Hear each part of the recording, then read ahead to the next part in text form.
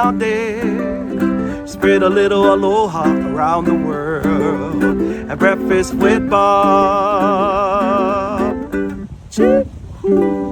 Thank you, Poncho Man. Welcome back to Breakfast with Bob. My name is Bob Babbitt. This is our Nice World Championship edition. We are brought to you by HOKA Fly Human Fly, Master Spas, Precision Fuel and Hydration, Deboer Wetsuits, Outrigger Kona Resort and Spa, Stay Longer, Save More, and of course, our Challenged Athletes Foundation, our next guest. He is Ironman World Championship silver medalist, Challenge Roth champion, Ironman World champion. Sam Laidlow joins us. How you doing, Sam? I'm very good, thank you, Bob. How are you? I am spectacular, and we've gotten to see you. We got to see you in Challenge Roth, a little master class in winning a race there, coming from behind. That's something you're used to doing, and then you follow that up, qualify for Nice, Ironman Leeds, where you what you have like a 14-minute victory there, and you added to your victory throughout the run. You run a 2:41 marathon. Talk a little about those two races. I know you were dealing with health issues, different things like that throughout the season, but you seem like you're flying now.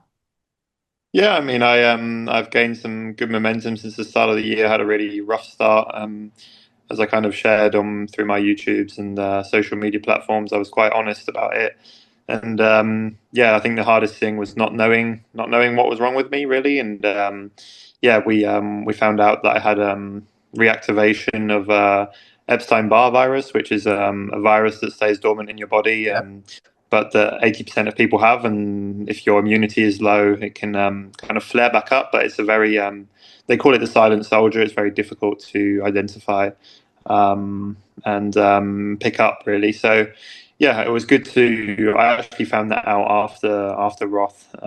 So despite starting to feel better, there were still signs of that flare up, and yeah, it's really good to know. To be fair, just because now I can. It kind of explained a lot. I've never really been able to train that much, and I think now it's kind of allowed me to, I guess, accept the cards that I've been dealt with and Mhm. just sometimes rest a bit more, and focus on my health, because the last two races of this year, I mean, have really shown me that if I can show up kind of just healthy, I tend to do pretty well, and there's no point in me trying to like really push the limits too far, which is what I think I did in Kona last year. I was going into Kona last year, I thought that I was in the best shape of my life in terms of numbers, but when you're also in the best shape of your life, you also do some epic training days. And looking back, I think I just pushed the plug a little bit too much and kind of went into that race, yeah, not quite fresh enough. And this year, I feel in a really good place, not just because now I'm kind of healthy and fit, but also because I think I have a little bit of a different perspective just after what I've kind of been through, I guess. During our early years at Competitor Magazine, we saw a lot of chronic fatigue. It was a big issue, and one of the issues is you are having workouts that aren't going great, and you're thinking, I'm not in shape. I better work out harder, and you dig yourself a hole, and it's hard to get out of it because you're so used to, okay, I had a tough workout. I'll have a better workout tomorrow, and then that one digs you a deeper hole.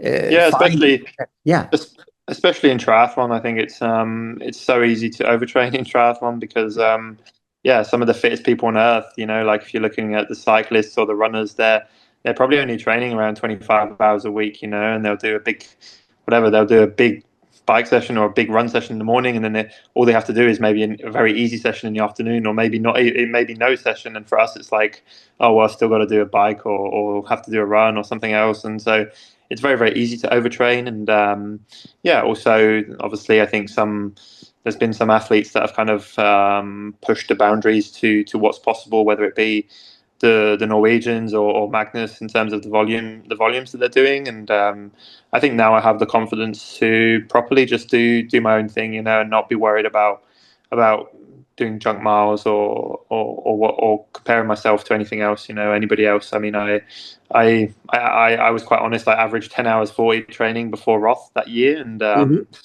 had a good race there, probably one of my best marathons. And yeah, I'm not saying that's optimal, and obviously I've been really fit in the past, so that's probably why I could still have a good performance like that. But it does also go to show that you can do great things sometimes just with a little bit less.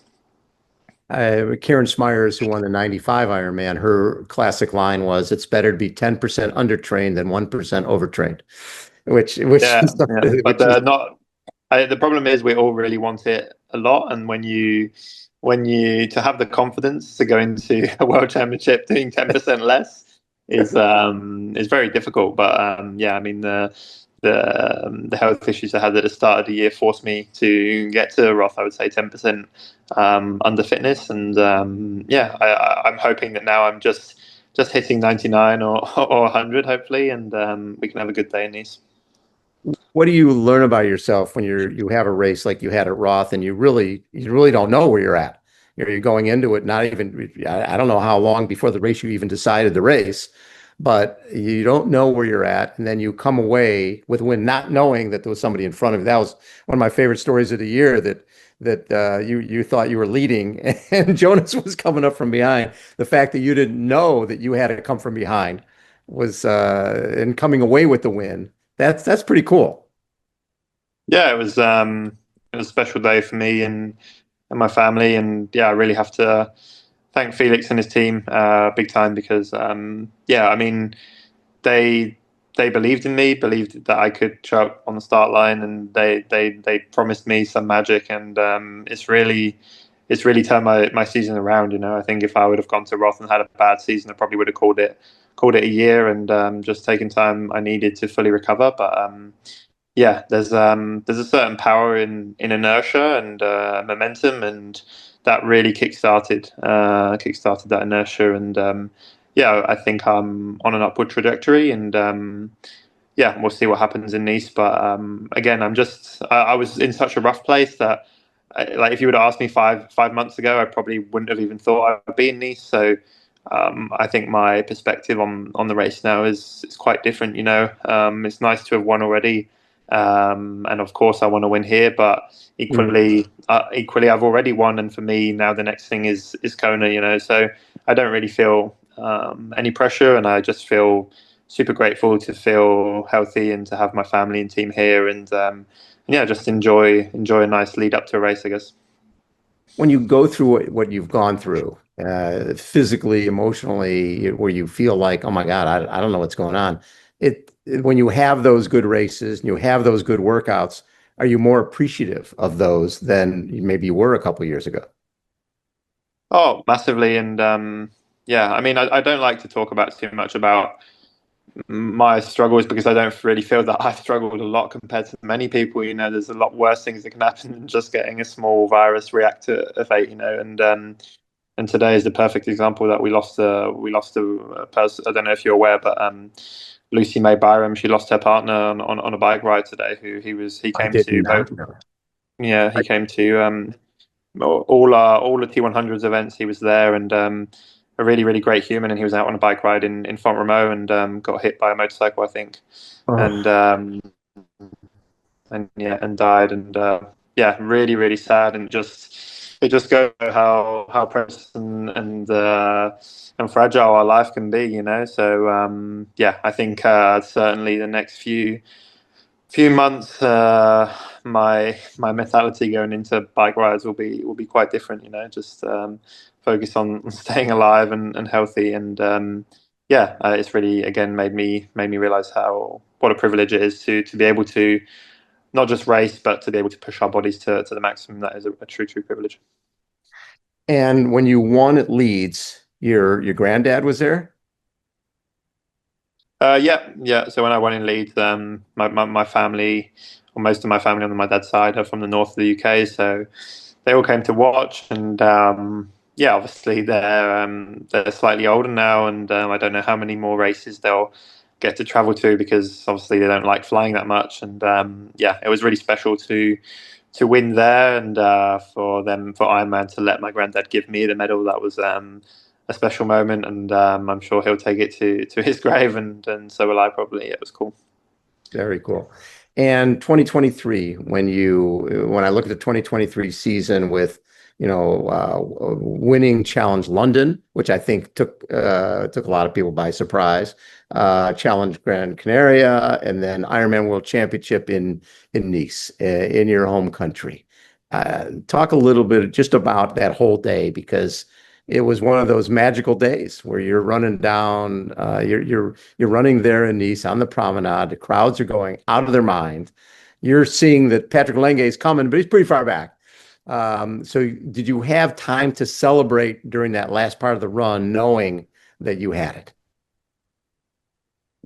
I mean, technically, I did have the time. Yeah, I had a 4 minute lead, but in reality, I was until the very last, until the very finishing straight. I was still kind of not sure that I would, not sure that I'd finish, because anything can happen in Ironman, So, and you're in a world of hurt, even when you're at the front. So, yeah, but it was a special day, and especially I think in that year in 2023, I mean, yes, there was them two kind of, I would say, smaller wins, but actually all the other races that I'd done, whether it be Challenge Roth that year or Ironman Lanzarote, they both ended very badly for me. So I actually felt a lot of pressure, a huge amount of pressure going into that race, because I hadn't delivered all year, and the year prior to that I'd come second in Kona, and Gustav, who'd won, wasn't there in Nice, so I was kind of automatically the favourite, and it was a lot. It felt like a lot